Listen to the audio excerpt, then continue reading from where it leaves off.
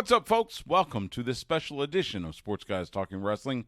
Stu Myrick coming to you from the Sports Guys Talking Wrestling World Headquarters here in Austin as I bring you the media conference call for this Sunday's AEW New Japan Pro Wrestling Forbidden Door event, which will take place Sunday, 8 p.m. Eastern, 7 p.m. Central in the United States. Get it on Bleacher Report.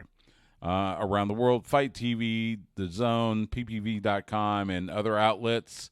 There will be a 0 hour, 1 hour prior, and it will come to us from the Scotiabank Arena in Toronto. So Tony Khan, as is customary, is going to answer questions from the media. The call will probably last about an hour, as you might expect, as other calls. The conference call will probably, less than half of it will probably have to do with the pay-per-view itself. I suspect a lot of questions about Collision, about CM Punk, and other issues floating around AEW. So, but it should be interesting. And then after the call, I'll give you my thoughts and run down what the card looks like as of now. So for now, without further ado, I send you to the CEO and General Manager of All Elite Wrestling, Tony Khan. Hey, everyone. I'm very excited about Forbidden Door this Sunday on pay-per-view. It was a great event last year. I'm very excited to be back at Forbidden Door this year. It's great to have our first ever pay-per-view event in Toronto. There's so many things about this show I'm excited about and excited to talk to all of you about it. So with that, please fire away. All right, thanks, Tony. Let's get right to it. So we're going to open with Phil Strum from USA Today, and then following Phil will be Dominic D'Angelo from Ad Free Shows. So, Phil, you lead us off. Thank you. Hi, Tony. Thanks for doing this. First, this Sunday is the first time you're going to have some folks, the Elite and CM Punk, on the same card, in the same backstage since last year's All Out. That's got to be pretty exciting for AEW. Just how do you feel about that coming into the weekend? Thank you. Thank you, Phil. It's very exciting to have a pay-per-view event with so many of the top stars in AEW competing. What makes things even more interesting is we have so many of the top stars from outside AEW involved in this event, and it really feels like an all-star show this Sunday in Toronto at Forbidden Door.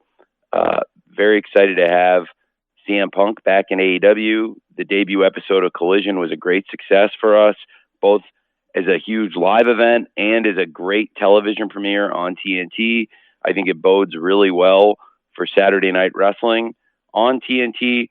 And I'm also very excited to have that great representation from the Elite. Kenny Omega versus Will Ospreay is one of the most anticipated wrestling matches all year in any promotion or any combination of promotions. Really excited about that. And also last night we announced a great 10-man tag match with Hangman Page and the Young Bucks teaming up with Eddie Kingston and Tomohiro Ishii versus Jon Moxley, Claudio Castagnoli, Wheeler Yuta, and Shota and Takeshita. And really think that can be a great 10-man tag. Of course, Ishii faced off with the BCC and Shota pretty recently at Dominion, and that was also a great match. It's very exciting to have so many of our stars back in the company, and I think this weekend's pay-per-view will fittingly be a really great star-studded event with some awesome wrestling. So very pumped for Forbidden Door and what it represents. Thanks, Phil. Yeah, thanks, Phil. Thanks, Tony.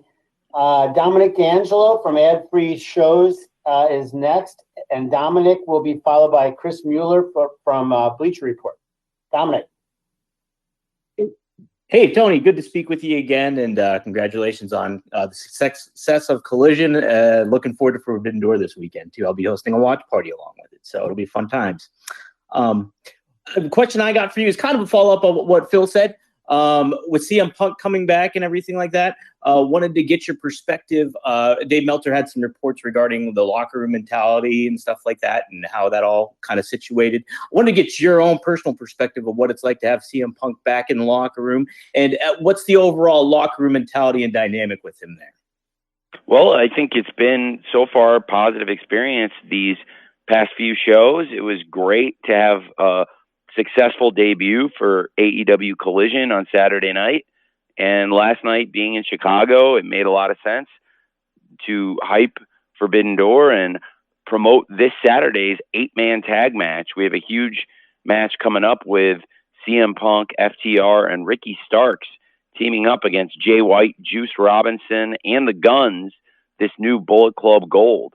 And I think that's a big event, and it was very cool that we were able to promote it and have CM Punk make a surprise return to Dynamite in Chicago. And I know the live fans really enjoyed that, and I thought it was a really positive thing.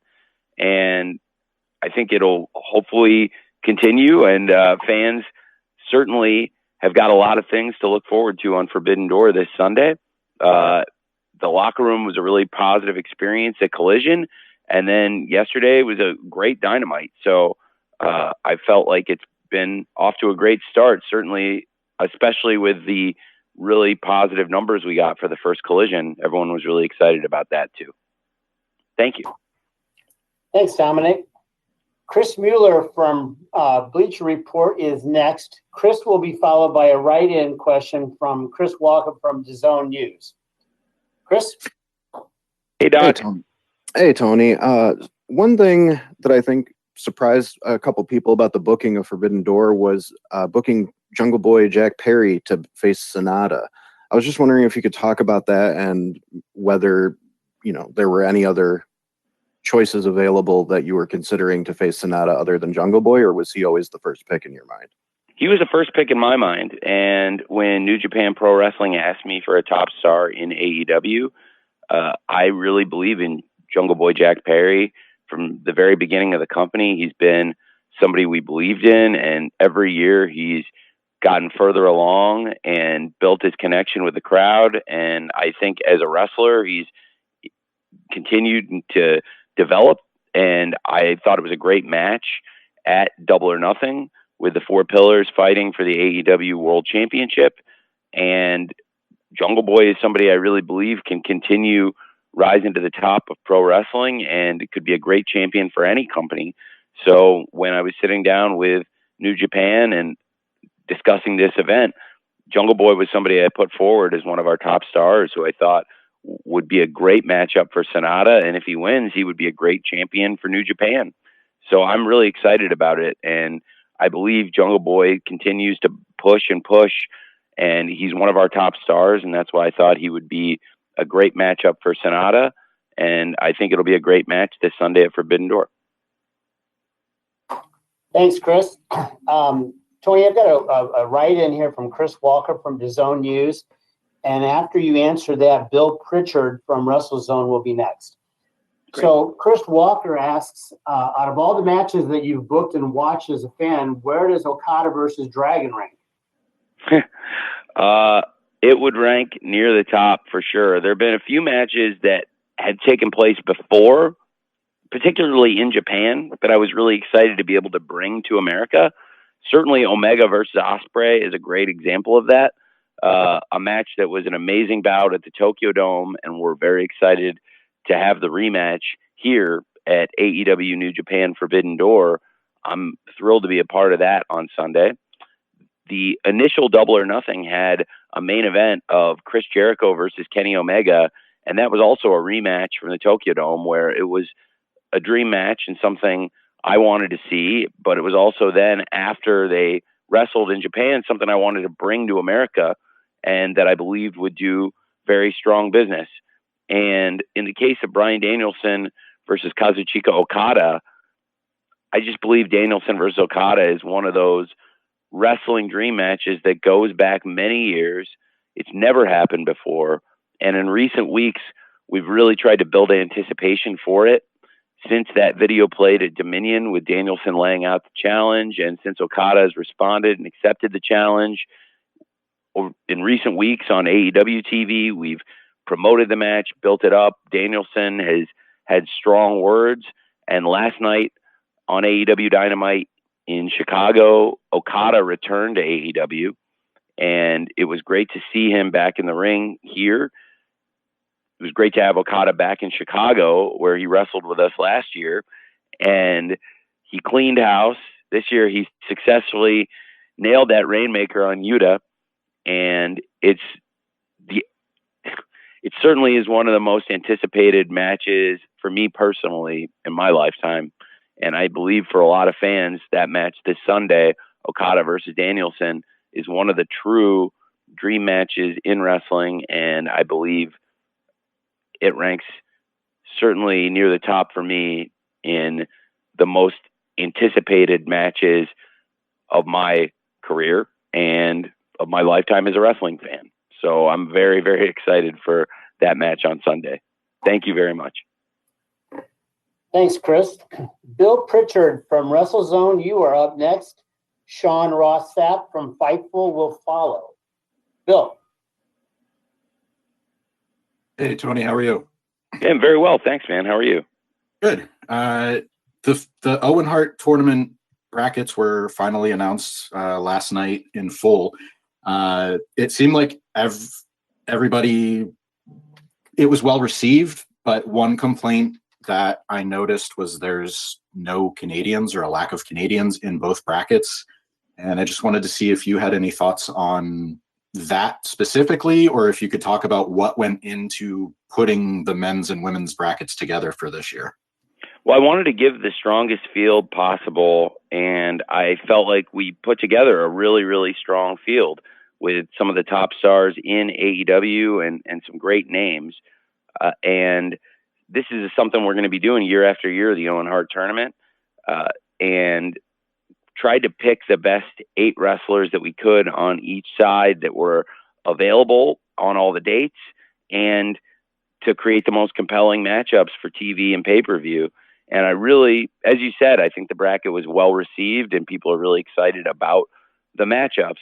And I just tried to use the best people from the roster available for those dates that I thought would make for the best matchups. And I think there are a lot of exciting matchups in there. And with the event in Canada this year, and hopefully in future years, we'll be able to continue having more and more AEW events in Canada, including hopefully future Owen Hart tournaments. You know, there are great opportunities for more and more Canadian stars to get involved in these events too. And as it stands right now, there's great international representation in the tournament. And I think both the men's tournament and the women's tournament are going to be excellent events. And I'm very excited for them, culminating in Calgary. And of course, both tournaments kicking off this week with the women's tournament opening up in Chicago with Sky Blue in her hometown taking on Anna Jay tomorrow night on Friday Night Rampage, and then the tournament continuing through the weekend into Canada, and the men's tournament starting in Canada with the very highly anticipated Punk versus Kojima match, which is another match I have always wanted to see, and I'm very much looking forward to this Sunday on pay-per-view. Thank you, Bill. Sean Ross Sapp from Fightful is next. Sean will be followed by Ella J, who represents a wrestling gal. Sean? Hey, Tony. You've booked CM Punk against Kojima, which is very clearly a match that CM Punk has wanted for a long time. He's even referenced Kojima in interviews as like 18 years ago. But there was word that he could be facing Kenta, and maybe there were some issues there. Is there anything you can speak on in regards to that? Because, I mean, you all had to make a lot of changes to last year, and that seems like could have been the case this year as well. Well, this is a really strong card for Sunday's event. I'm incredibly excited about it, and I think this is a great hard-hitting match, and this is the match I want to see. And it's worked out perfectly that Sunday's card is, in my opinion, the most stars we've ever had on any pay-per-view we've ever done. It is such a star-studded show, and I thought it was very fitting that one of the most decorated champions in the history of Japan, Satoshi Kojima, who has been the globally the GHC champion, the global honored crown winner, the IWGP heavyweight champion, the Triple Crown champion, and to have one of the most decorated heavyweights ever in Japan to come here and wrestle one of the most decorated heavyweights ever in America, CM Punk. It's a huge matchup, and I think it's very fitting that it's in this great Owen Hart tournament field where we have so many great matchups lined up. And I thought it was a great match to kick off the tournament. And I'm really excited about it. And I think Kojima for us is an amazing get and somebody I was really excited to have in. He was involved in the biggest pay-per-view we ever had, All Out 2021, which is the most successful non-WWE wrestling event on pay-per-view since the 90s. And he was a great part of that event. He had a great match with Jon Moxley, and I loved working with Kojima, and he was somebody I really wanted to bring back to this event. So I was very excited about it. And for me personally, Kojima versus Punk is a match I've always wanted to see. I think they both always wanted to wrestle each other. So it's a great, great match for us on the card. And as for anybody else that was allegedly going to be involved or allegedly rumored, I really can't comment to that. But I would say that as it stands, I think this is our best card, our best iteration of a card. And I feel like it's a stacked show with the most star power we've ever presented this Sunday on pay-per-view. Thanks, man. Sean. Ella J, a wrestling gal, is next. And we will follow Ella with a write-in from Zach Hadorn from PW Torch. Ella? Hi, Tony. How are you? Hey, I'm very well, Ella. How are you? Pretty good. I'm obviously excited for Forbidden Door this weekend. It's this huge show with AEW and New Japan. But I know a lot of people were hoping to see maybe some talent from New Japan's sister company of Stardom. So I was wondering if AEW had any consideration to include talent from Stardom. And if so, kind of, did you have your eye on any certain talent to possibly include from their roster? It's a great question, Ella. Actually, when we lined up the event, I learned that Stardom had scheduled an event the same day as Forbidden Door. So a lot of their talent would not be available. It is sometimes an issue in the promotion of this event that there are other events happening in Japan at the same time. And I can only imagine how challenging that is because we have our TV over here. So certainly when our wrestlers have had to go to Japan, we miss them. And I know that that can be hard. For example, Wheeler Yuta was in the Super Junior last year, and Eddie Kingston going to the G1 this year. So it can be challenging at times when you lose great wrestlers for an extended period of time. We've sent Willow to participate in New Japan shows, but most of the stuff Willow has done with New Japan has been in America. So it hasn't been detrimental to her ability to appear on AEW TV, which is great because Willow is a great star for us and a rising star who's been involved in a lot of the shows recently, including being on the winning team in a great match on the debut episode of Collision here in Chicago last Saturday. So with Stardom having their own event scheduled the same day as Forbidden Door, they found it very challenging to have participation in this show. And I completely understand that as a promoter. And in the future, I would like to work with Stardom more. And hopefully if the logistics and the scheduling work out, I think there are more things we could do. And through our shared friends and partners at New Japan Pro Wrestling, I do understand there is interest from Stardom in working together. And the key is finding dates when we're not doing shows at the same time, when the talent can cross over and work together a little more. But it's definitely something we did talk about and are very open to in the future. All right. Thanks, Ella. I've got a write-in here from Zach Hadorn from PW Torch, and after you answer that, Tony, we'll go to Jim Barcelona for the Miami Herald. Zach's question from PW Torch is pretty straightforward. How is booking this year's Forbidden Door event different than putting on the inaugural event last year? Well, that's a really great question. It's been different, and I'll talk to you about how it's been different. First of all, the rapport has been built. I already had a really good connection with Rocky, but Ghetto and I were getting to know each other better last year. Now I feel really close to Ghetto. I think we're friends and have a great relationship. And he was actually in the office with me working last night, and it was great to have him there. And in addition to having a better connection with Ghetto-san and having built a closer relationship and even more trust than we had going into last year, which I think we'd worked together at a distance, sending people back and forth, talking through Rocky, but really built a personal rapport last year that's gotten stronger. And I really like Ghetto and really respect him. And also on the business side, I've developed a stronger connection with Obari-san, and Mr. Obari's done a great job with the New Japan Pro Wrestling office in the business side, building that, as Ghetto has done an amazing job with the booking and creative. And I love working with both of them. I think they're both tremendous. That's been a great part of it. Also, this year, thankfully, knock wood, I'm looking for some wood close to me right now. I might have to get up and walk around. This will have to do. We are not as injury bitten as we were last year at this time. Last year was the most challenging run of injuries that I've ever been through in any sport. This is my 12th year in the National Football League.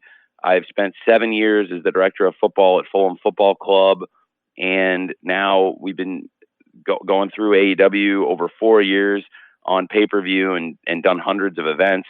Never have I seen anything like what happened last year between Double or Nothing and Forbidden Door in terms of huge stars getting injured, and in all different kinds of ways, not just one thing. The injury bug truly bit us hard, and we were able to persevere. We worked really hard. And on the New Japan side, there were challenges too. Obviously, there were some big names there that didn't make the show. I'm very excited to have Ishii participating in the show this weekend, for example, because last year that was a challenge on his end. And of course, for AEW, Bryan Danielson versus Okada. It's a huge dream match, and it's a huge step for AEW that Bryan Danielson's part of the event this year. Last year, CM Punk broke his foot before the event, and he was supposed to have a big match with Tanahashi, and now we have another incredible match nobody thought they were going to get to see, with Punk versus Kojima in an Owen Hart Foundation tournament quarterfinal. And Kenny Omega is one of the biggest stars in AEW and one of the biggest stars ever in New Japan Pro Wrestling. And Kenny Omega is here and having the rematch with Will Ospreay under these incredible circumstances on AEW New Japan Pro Wrestling Forbidden Door. Last year, so many of these great stars were not available, and we still had what was, in the opinion of so many fans all over the world, the greatest wrestling show in the world all year last year. And this year, we haven't had those same issues with injuries. There have been issues, but it's been great putting the show together. And I feel like it's been less challenging in many ways to get to this point. And we had a show that was so great last year, and people had questions going in if we were going to be able to make it as good as it looked on paper and as good as it originally looked on paper. And we were able to do that despite all those injuries, all those challenges. This year, it feels like the card has come together without that same wave of injuries that affected last year's show. And so I believe we can do an even better show this Sunday at Forbidden Door on pay-per-view. I think the show can be even better than last year's show, which is one of the greatest things I've ever been associated with. Thanks, Zach. Jim Barcelone from the Miami Herald is next. Amy Nemedy from WrestleJoy will follow Jim. Jim, you're up. Thank you, Tony. With the crossover we've seen with MMA and pro wrestling, the pro wrestlers, and even sometimes the companies, I'm just curious because the report I saw about Bellator, if MMA is something that you all are interested in, and if so, how does that help AEW if it does? Thank you. I was surprised to see that report. I haven't had any conversations with them about that, so I don't know what that was about. My father hasn't had any conversations with them either. I'm not even sure who you'd talk to. I don't even know, honestly, who owns the promotion. Is Scott Coker the owner or the president? I'm not sure. I'm familiar with Bellator.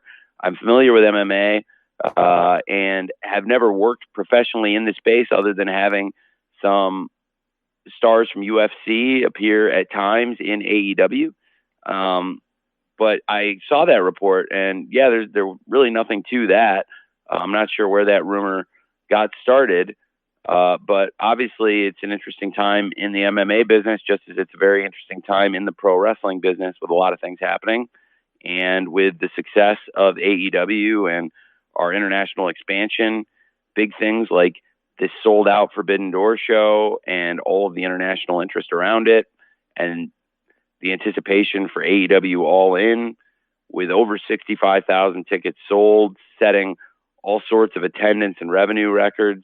It will be the biggest wrestling event ever in Europe, and outside of a couple of the WrestleManias as it stands right now, and only a couple of them in all the years, it would stand only next to a few of those as the most successful, highest grossing wrestling event of all time. And there are so many things exciting there on the business side, and with the launch of AEW Fight Forever, all of this happening at the same time, it's just a really great time for the business right now. So I believe that with all those great things happening, people would look at that and say, well, sure, it would be great if there was that same competition in MMA, if that same spirit of competition. I do believe we are the greatest challenger brand in all of sports. People have written it, that this is the most successful sports startup since the AFL, and I believe that. I think this will end very differently than the AFL, because I don't intend to become part of the league we compete with. I think it's good for us to be two separate leagues, whereas the merger of the AFL and the NFL turned out to be the best thing for the fans in the end. It was also a merger of equals, and it will involve parity, and the NFL is the greatest league for parity of competition and running the business in all of sports, and all sports leagues aspire to be that. I think in pro wrestling, what we built in a relatively short time is very exciting and looks good to a lot of people. And if you could create that in MMA, it would be very exciting. But I honestly have never had any talks, and my father has never had any talks about buying Bellator. So I was surprised to see that. Was that something?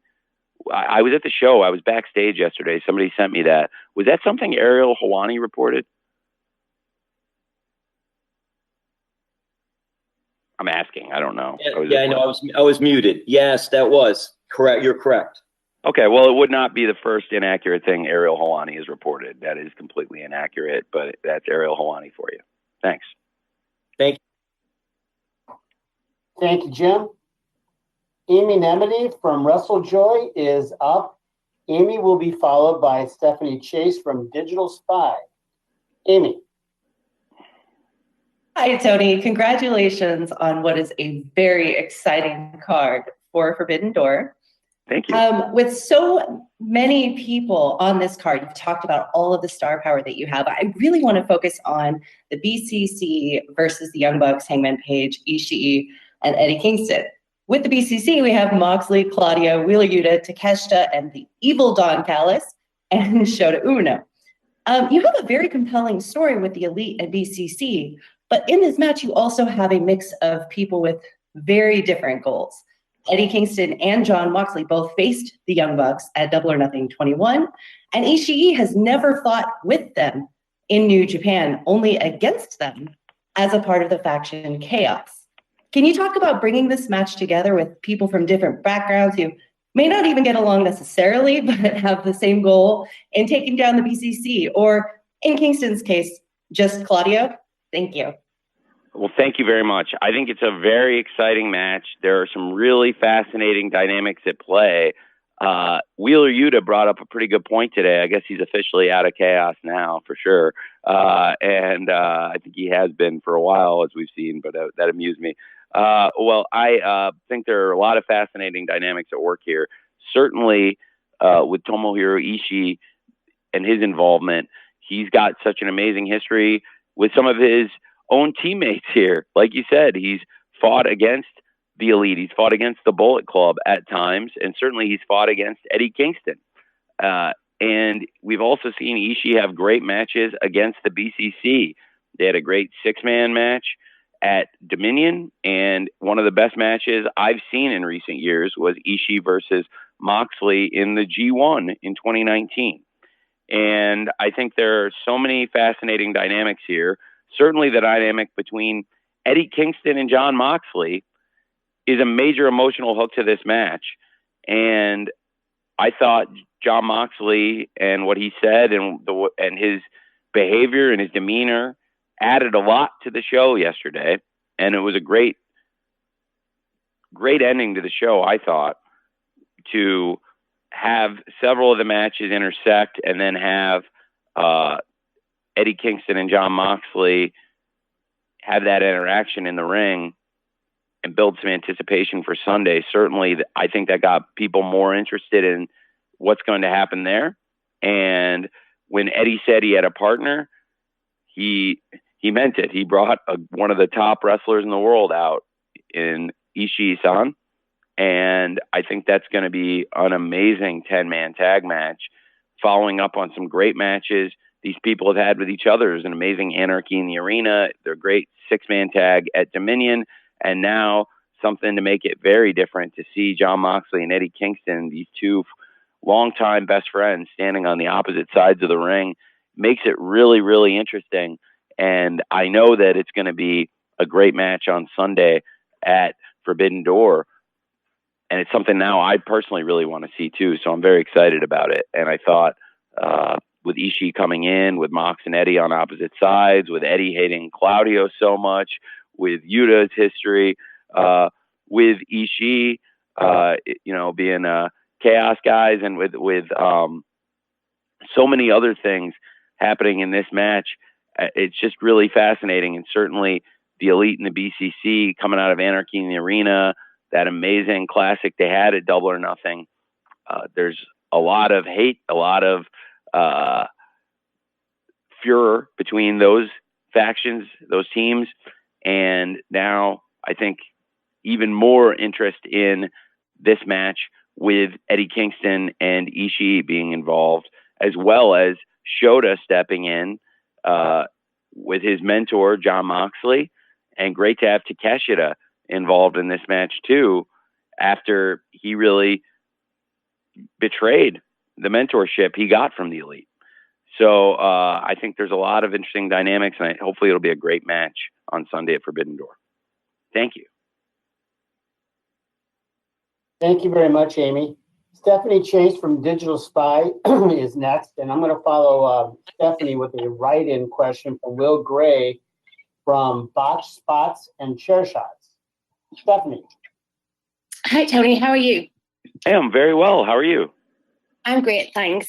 So, Tony, you're always juggling a lot, booking-wise. And we've heard that Bryan Danielson, Jericho have some involvement in booking and creative, as well as CM Punk on Collision. So I was wondering, with the women's roster growing, we've got like Willow, who we'll see on Sunday, Sky Blue, and more young talent. Are there any women taking a role backstage in helping with booking and creative of the women's division, and just making sure that there's female perspectives heard when working on like characters, directions, and storylines for the women's roster? Yeah, Madison Rain and Sarah Stock both are very involved in the coaching and producing of matches. I have a lot of people who come in and make suggestions and bring ideas, including all the people you just named, and there are several others. So in addition to some people you named, certainly Sarah Stock and Madison Rain, in addition to some other people like QT Marshall and Pat Buck, Sanjay Dutt, Jerry Lynn, Dean Malenko, and many others that have had involvement. But certainly Sarah has added a lot while she's been with us, and Madison has been here a bit longer, and Madison is tremendous. And she had been out of wrestling with an injury, but she's still backstage with us dealing with a foot injury she had in a match a couple months ago, and excited to get her back in the ring at some point. But she is tremendously useful backstage, and great to get their perspective on the women's division. We have a great team of people, and I love to get the perspective of everybody I can backstage, including wrestlers. So that might mean if it's the women's division, talking to a lot of the top women in the company and getting their perspective on matches, people they want to wrestle, ideas they might have. And I'm trying to utilize everybody's stuff. And when it comes to all these shows, whether it's Dynamite, Rampage, Collision, or our pay-per-view events, at the end of the day, there's one final say and one person who puts the card together, and it's me. I'm a big paperwork guy.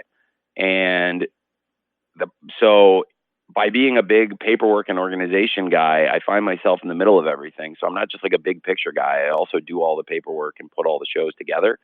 So every idea has to go through me at the end of the day.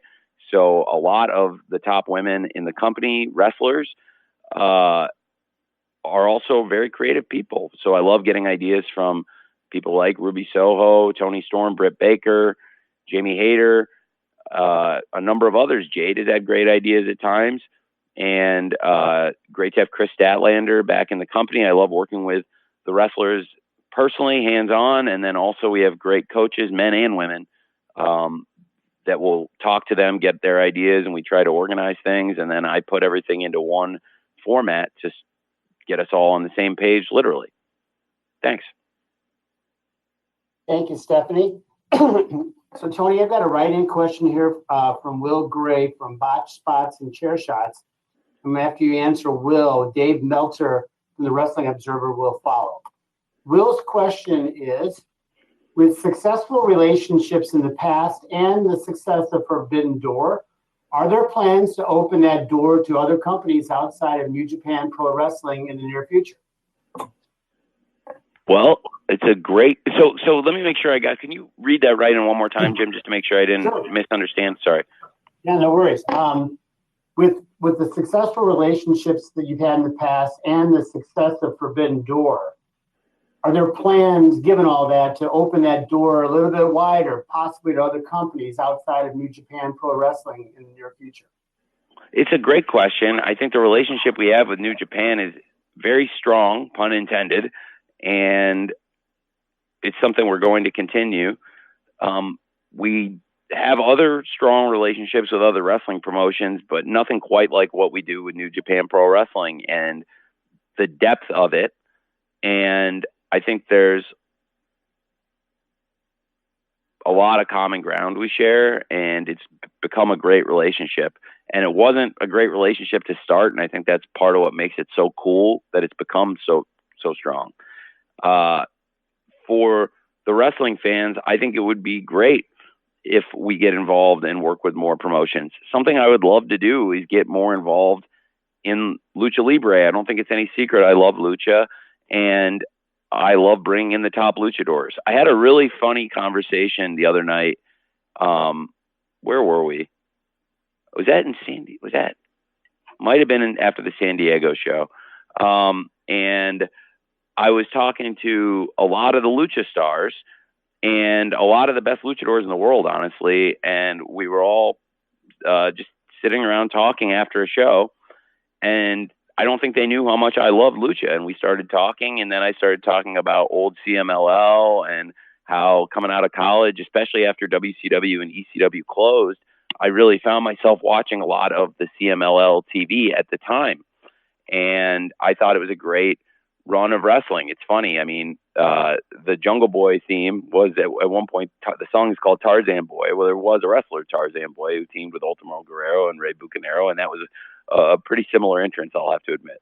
And there were a lot of other things I was inspired by at the time.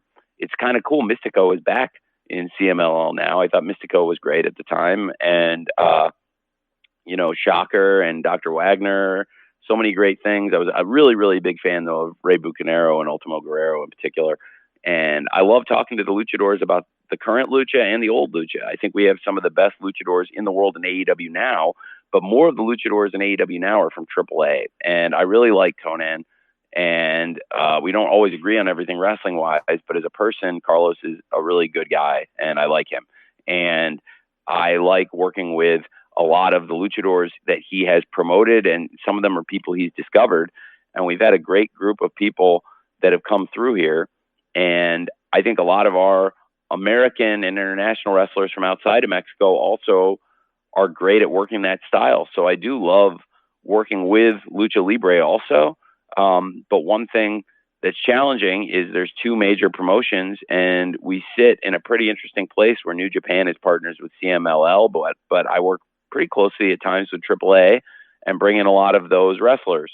And that at times can present challenges in promoting events. But if there was a way to get all of the top lucha stars on the same page, and if we could have more involvement there, I would love that. But also, I don't want to get in the middle of other people's promotional battles, because I know that can be challenging. And to be fair, other people have gotten in the middle of mine at times. So I do love Lucha, so I think that would be something interesting there. Of course, I do think, in addition to working with New Japan, there have been conversations about if we could do things with Stardom, which I think would be really exciting. And we have a great women's roster in AEW and a great women's roster that I control in Ring of Honor as the booker there too. So I would really love to have more involvement with Stardom, more involvement with Lucha Promotions. I think there are no partnerships in wrestling as strong as a partnership between AEW and New Japan Pro Wrestling, though. And I think that's part of what makes Forbidden Door such a unique event. I think that's part of why this card is going to be so great on Sunday for this Forbidden Door pay-per-view. But I would love to work with other promotions and create other great events too. And I think those are some of the great opportunities out there if we were to ever try to create other strong partnerships, so to speak. Thank you. Thanks, Will. Dave Meltzer from the Wrestling Observer is next. Dave will be followed by Stu Myrick from the Horn, 104.9 in Austin. Dave. Okay, hey, how you doing, Tony? On the first Collision show Friday night, CM Punk made the reference to the term "One Bill Phil," and of course, watching that, I'm going like, we've all heard the rumors and everything like that. I guess the best way to say, is there smoke to that fire now that it was sort of referenced on television, or would you just kind of say it was a figure of speech? Well, it was a throwback in many ways to the wrestling I grew up on. And I remember being a teenage kid in high school and watching wrestling on TNT, watching a 2-hour wrestling show every week on TNT, and seeing a huge wrestling star of the time come out and reference Ted Turner on TNT. And I thought it was pretty cool to turn forward the clock to the present day and have a big wrestling star of the moment on TV referencing Mr. Zasloff. And especially given the way this show came to be, given that it was in the 90s where Ted Turner said, I want to give a slot on Monday night on TNT to pro wrestling. And here we are in 2023.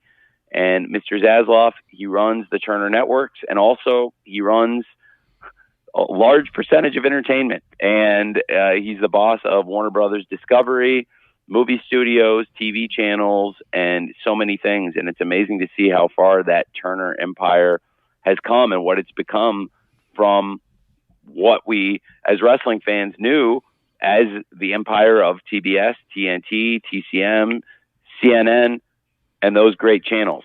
And now with wrestling on TNT on Saturday nights, this was Mr. Zasloff's idea. He was the one who said, give 2 hours, 8 p.m. Eastern, 7 p.m. Central, every Saturday night to AEW.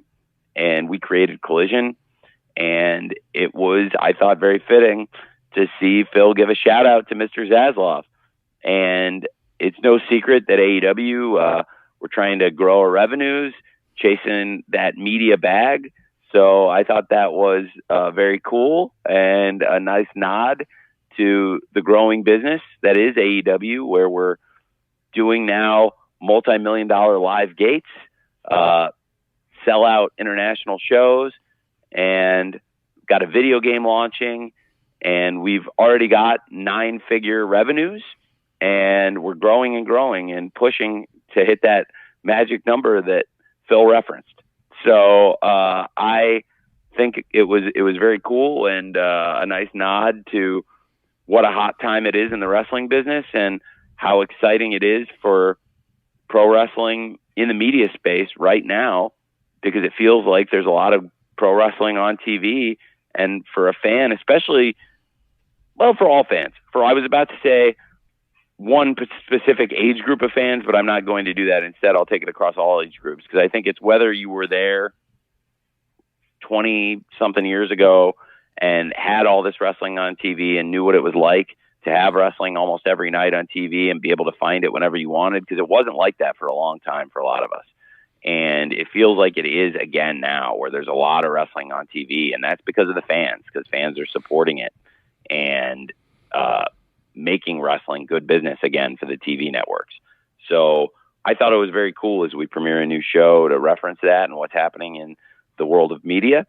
And it was a great debut, and that was a big part of it. So I enjoyed it. Thanks, Dave. Thanks, Dave. Stu Myrick from The Horn, 104.9 in Austin is next. Stu will be followed by Steve Fall from 10 Count. Stu. Tony, thank you so much for your time, and looking forward to the event on Sunday. I wanted to ask about the brackets for the Owen Hart Cup tournament.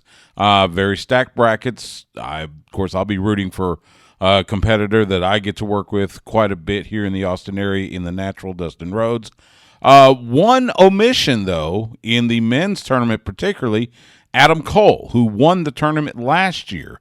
I do see Britt Baker in the women's tournament, and of course she won last year, so she gets to defend the cup on her side. But what was the reasoning behind Adam Cole not being in the tournament? Is it because he may be involved in the world title picture with MJF, or just talk about that for a moment? Well, in addition to being involved in the title picture and being a contender, Adam Cole is in the Blind Eliminator World Tag Team Tournament. So with his participation in the tag team tournament, it would be challenging for him to be in both brackets at the same time. I'm planning to promote all the exciting tournaments coming up. It kicks off this week with the Owen Hart tournament launching on Rampage, bracket breakout with the brackets going forward for the fans to track what's happening in the Owen Hart men's tournament, the Owen Hart women's tournament, and next week as we launch the Blind Eliminator bracket. We know MJF and Adam Cole are going to be a team, and we're going to learn more about the other teams involved in this great tournament, chosen at random in that blind drawing by Tony Schiavone. And I think Adam Cole had an amazing match last week on Dynamite in that 30-minute draw with MJF. And we saw them back in the ring together, facing each other last night face to face. But now we learned they're going to be partners in this tournament, which is very exciting. They have a lot of differences, but they do have some things in common. Both of them have had a checkered past with Tony Schiavone, for example, as we saw last night. And I'm very excited to see them as a team after seeing them as great opponents in a great match last week. So Adam Cole was a great winner for the Owen Hart Cup Foundation tournament. And I'm very excited to have him participating now in this tag team tournament. So he will be very involved in TV, just in a different tournament this year than last year. Thanks, Stu. Thank you, Stu.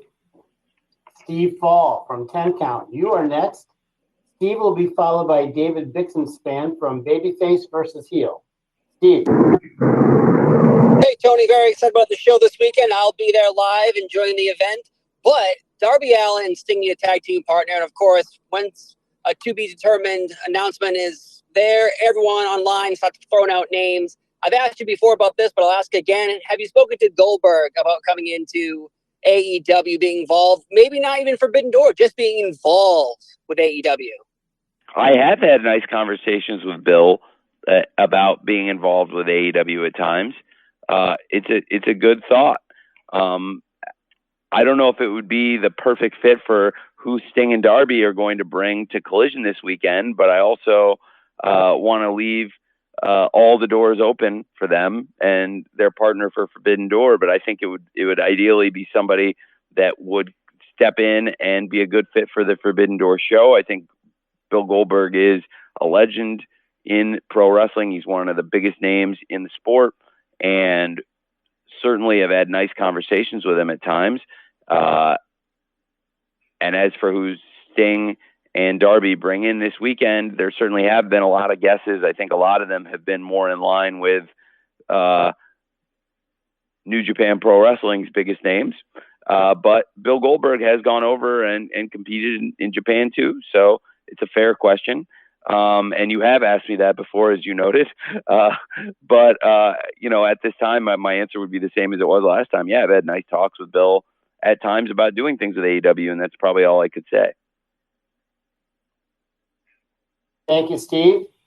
David Bixenspan from Babyface versus Heel is next. And David will be followed by Michael Shalik from SE Scoops. David. Hey, Tony. Thanks for your time. Thank you, Bix. So I guess the best way to put this is there's been this kind of ever-present rumor for a while, I guess, stemming from the line at the All Out press conference about trying to run a business that CM Punk might have an ownership stake in AEW. Is that the case, or was when he said that line, was that just like the colloquialism regarding his behind-the-scenes role? That's just a colloquialism. I own the business, but he's one of the top stars here and has an interest in AEW being a strong box office business. And his return is helping us and helped launch AEW Collision with a great rating. And he drives interest in our TV shows and pay-per-views and merchandise and is a huge star for us. So he's definitely interested in the bottom line being strong, and he wants a company to do well. I think that's a colloquialism, though, to answer your question. Thanks, David. Michael Shalik from SE Scoops is next, and we will follow Michael with what I believe will be our final reporter of the day, Rick Ucchino from SB Nation. Michael? Hey, Tony. Good luck this weekend and next week with the video game launch. My question relates to AEW Collision viewership. So the show started off great with, I think it was 816,000 viewers for the premiere episode. Has Warner Brothers expressed what level of viewership they're looking at to consider the show a success? Is it simply a matter of doing better viewership than what was airing previously in that time slot, or is there like a range that they would really be happy with? Well, I know that this was considered a very successful debut. I'm not sure exactly what the specific number projection is week to week, but I know that for the debut, we beat estimations. It was a very successful debut for AEW Saturday Night Collision on TNT. And going forward, I don't know what the exact number that would be considered the projection week to week. I do know that certainly past performance of the time slot would be a good comp. I think we have high expectations, and we were really excited about the debut of Collision. And I think it's great timing for us. As you said, it's just a really exciting time for AEW with the launch of Collision and now Forbidden Door this weekend. And feels like, at least to me personally, I feel like we've been on a great run of shows. I really liked the show last night and a lot of the things we did leading into Forbidden Door. I loved the debut of Collision, and certainly I felt like the Dynamite the week before that was also very, very strong and built anticipation. And now with Fight Forever coming out, and the summer is just going to continue to build. We have so many shows I'm looking forward to. And then, of course, All In London at Wembley Stadium. So many big things happening. So for me, yeah, it feels like there are a lot of great things, and that number was considered a big success. Going forward, I would say we just want to do the best we can every week. I don't know exactly what the right number you'd consider a success would be, but like you said, I think it was looking at past performances of that time slot. You'd see we've done very well with our launch, and I hope to continue doing good numbers on Saturday nights on TNT for Collision. Thank you. Thanks, Michael. Okay, so Rick Ucchino from SB Nation, you're our go-home reporter. So you're up, Rick. All right, well, no pressure on me. Tony, thank you so much for getting one more in here for me, and sure. Really appreciate your time.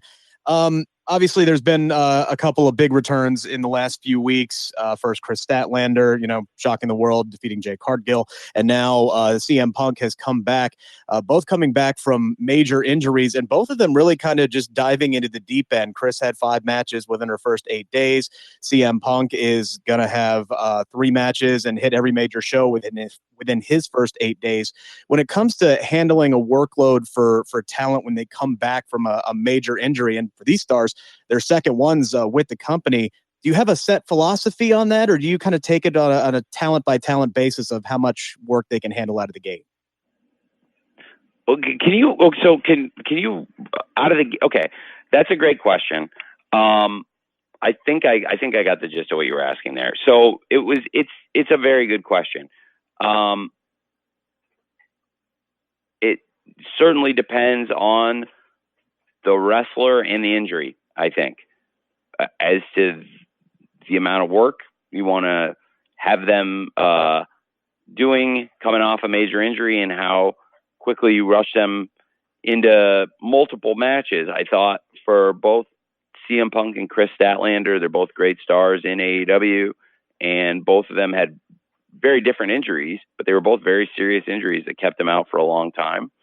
And in both cases, when they're available, we really want to get them in there and feature them. So Chris Statlander has been a major part of the TV and also out on the house shows defending her championship. And CM Punk now has hit the ground running and is a major part of the wrestling again here in AEW. And he had a great return match last week in the trios match. 1 week later, he's coming back. And as you said, he's got 2 matches this weekend in Toronto. And that's great for us. I think when we have a wrestler coming back from an injury and they want to work their way back in, I'm not going to ask them to do anything crazy and wrestle, 3 1-hour draws in the same day, every day, week in, week out. But I do think it's good for people to come back and get their, knock off any rust and give them the opportunity to hit the ground running, so to speak. And in the case of both CM Punk and Chris Statlander, I think they both come back, and it's been a really positive experience for us. And now with Chris, it was a big test for her doing the house show loop and then coming back and having another TV match after that. And for CM Punk, it'll be a great challenge, I think, going out and wrestling Saturday night this weekend on Collision and then Sunday at Forbidden Door. Thank you. Thanks, Rick. Tony, before we close, any final thoughts? No, I don't think so. It's been I really appreciate it, Jim. I think we covered so much great ground here. I feel like a lot of the things I wanted to talk about, we had a great chance.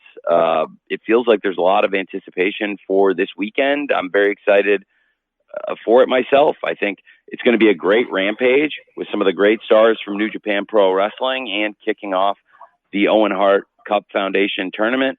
I think it'll be really awesome, as we just mentioned about Collision, to have that 8-man tag, as well as some of the big matches we've announced, not in addition to CM Punk, FTR, and Ricky Starks versus the Bullet Club Gold, Jay White, Juice Robinson, and the Guns. We also have Hiroshi Tanahashi returning to AEW to take on Swerve Strickland.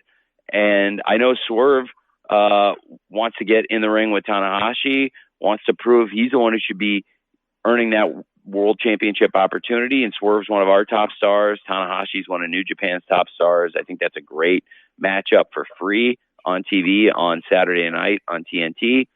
And there's a lot of other great stuff on that card with Andrade El Idolo versus Brody King. And so much to look forward to on the event. I know the Owen Hart tournament continuing through the weekend is something I'm very excited about, in addition to launching the men's tournament with Punk versus Kojima at Forbidden Door. Very excited to have Sky Blue wrestling Anna Jay in her hometown tomorrow here in Chicago on Rampage, and then also to have on Collision Willow Nightingale versus Nyla Rose. And it's a big weekend for Willow Nightingale because She's wrestling Toni Storm for the AEW World Championship. And, of course, Willow herself being the New Japan Strong Women's Champion. It's a great AEW versus New Japan card at Forbidden Door, and that's a big part of it. And then Willow versus Nyla in the Owen on Saturday night. That's a really big deal. And then for the tournament to continue with Athena versus Billy Starks at the 0 hour, it's going to be awesome weekend of wrestling in the Owen Hart Foundation tournament, and I think an awesome weekend of wrestling across Rampage, Collision, and Forbidden Door. So I'm just really pumped for the weekend, and it feels like that's the vibe among so many of you in the wrestling world. And I just really wanted to thank all of you for joining us today for the media call. Without all of you, it wouldn't have been possible to launch AEW or to put together an event like Forbidden Door. Without all of you covering AEW and the idea of AEW from the very beginning. So thank you very much for everything you do. I really appreciate it. Hopefully see a lot of you soon at the Scrum or at a future Scrum. And if you didn't get your question answered today, I'm sorry. And hopefully I'll see you at a Scrum or get a chance to talk to you there, because I really do try when people come in live for the pay-per-views and travel. I want to answer every question we can there. And I would love to have answered every question today. Hopefully we got most of your questions answered, and thank you again, and see you all at Forbidden Door. And there you have it. And surprisingly, most of the conference call was about the pay-per-view. How do you like that? Tony Khan, I think he said he was very excited at least 30 times during the call. And I kid, but honestly, I think I join everybody else in the wrestling media when we express our gratitude to Tony Khan. You know, the man that is in charge of the #2 wrestling promotion in the United States. He always makes time, whether it's at a pay-per-view, after the, in the Scrum afterwards, or the conference calls, or any other random time. I get to talk to him at Super Bowl Radio Row. And he is readily available. He's always, I still remember when he thanked me for promoting the AEW event that came to Austin one time. I promoted it on Coke FM with Bob Cole and those guys, and he thanked me for that. And I was just floored. It's like, my pleasure, Tony. So, it was a great call. A couple of notes from that call. He did not address anything regarding, like, for instance, Sunday we will have the Elite and CM Punk in the same locker room for the first time probably since All Out. And so that All Out incident. So he didn't really address it, and I don't think he really can or really chooses to, and that's fine, He also didn't address the rumored match of CM Punk versus Kenta, which that had been rumored for a while, and it was actually Fightful and Sean Ross Sapp who did most of the reporting on that said it wasn't going to happen. Kenta said he's not doing the match. I don't know if it's a scheduling conflict or something like that, but nevertheless, CM Punk will not be wrestling Kenta. He does have a match, though, on Sunday, and we'll go over that here in just a bit. He also talked about, there was a question about why was there any consideration to include Stardom in this event, because, of course, Stardom is the sister promotion for New Japan Pro Wrestling. And Tony stated there was a really good reason. He's considered it, but there's a really good reason why they're not in this one. They have an event on that day. So, obviously most of their talent's going to be involved in that, so of course they wouldn't be available to come to Toronto. But he is open to including Stardom in future events and having their talent work with the women's division in AEW. So, also talked about, we've been hearing the reports about folks like Bryan Danielson and more getting involved in the creative, helping Tony book AEW. He also shouted out Madison Rayne and Sarah Stock, especially working on the women's side. So showing some balance there as far as those that Tony is working with in creative in AEW. So all in all, it was an informative call. It was talked a lot about the card that's going to happen on Sunday. So as I mentioned, we've had several matches added since the radio show when we taped it on Tuesday night. Matches that were added last night on AEW Dynamite. So here's the card as it looks like right now. They will have a 0 hour, and that they do have a match booked for that 0 hour. It will be a quarterfinal match in the Women's Owen Hart Foundation Cup tournament. The Ring of Honor Women's World Champion Athena taking on the young up and rising star Billy Starks. That should be a fun one. The main card looks like this. In the Men's Owen Hart Foundation Cup quarterfinals, CM Punk will face Satoshi Kojima. That's going to be big. This is a match that CM Punk has wanted for quite some time. Kojima, of course, legendary in Japan, has held the top titles in all the major wrestling promotions in Japan, including the IWGP Heavyweight title, the GHC Heavyweight title in Noah, and the Triple Crown champion in All Japan Pro Wrestling. So that should be a fun one. You've got a 6-man tag with Sammy Guevara, Chris Jericho, and Minoru Suzuki taking on Sting, Darby Allin, and a mystery partner. And as Darby Allin said on Dynamite, we will find out who that mystery partner is Friday night, tomorrow night on Rampage. I think it's tomorrow night. So that'll be, and of course, speculation has run wild as to who that partner could be. So it'll be fun to find out.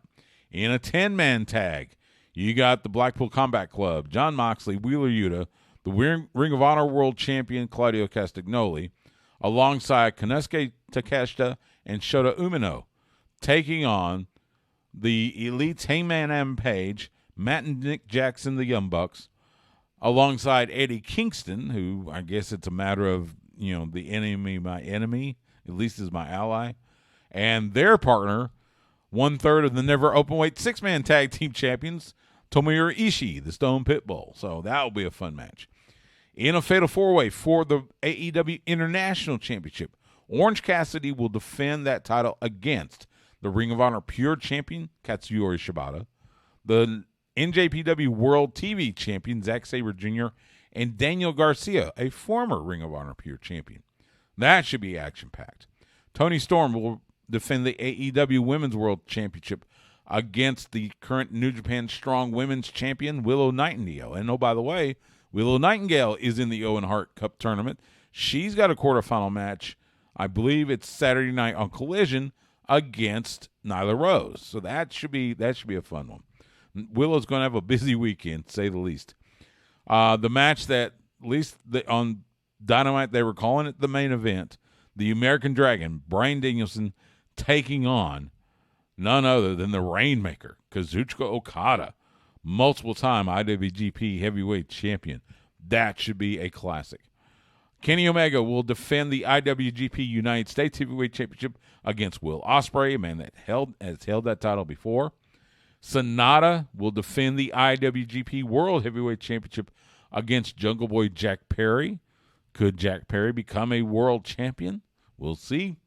And then MJF will defend the AEW World Championship against none other than the ace, Hiroshi Tanahashi. And he's going to be in action Friday night on Rampage. So that's the card for AEW New Japan's Forbidden Door, Sunday, 8 p.m. Eastern, 7 p.m. Central. 0 hour starts 1 hour prior. If you're in the United States, get it on Bleacher Report. If you're outside the United States, Fight TV, PPV.com, DAZN, and a few other outlets. It will come to us from the Scotiabank Arena in Toronto. Should be a fantastic card. And, of course, make sure you tune in to Sports Guys Talking Wrestling next Wednesday night on the Horn or get the podcast. We will recap everything that happens at Forbidden Door as well as preview the following Saturday's WWE Money in the Bank, which will come to us from the O2 Arena in London. So that's a big show. Back-to-back weeks with great wrestling cards happening. So make sure you stay tuned in to Sports Guys Talking Wrestling, and we'll keep you updated on everything. And that'll do it for this special edition of Sports Guys Talking Wrestling. I'm Stu Myrick. Thank you so much for joining me, and I will see you at the matches.